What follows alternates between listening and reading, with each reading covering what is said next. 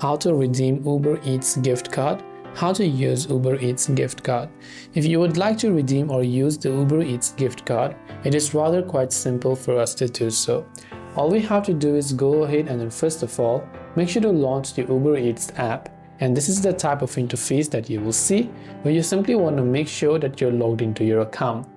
Now just tap the account icon from the bottom right of the screen and you'll land here. Go to the wallet option from the top right hand side. From wallet option, under payment method, select the option called add payment method and tap on it. Then once you tap on add payment method, this is the type of option that you'll be able to see. Go to the option called gift card, and over here you will be asked to simply go ahead and then enter your gift card code. So enter the gift card code and tap the save button, and then you'll be able to go ahead and then redeem your Uber Eats gift card depending upon the value of the gift card. So I hope that the video helped you out. If you have got any further questions, feel free to leave them down below. Thanks for watching till the very end, and see you soon in the next video.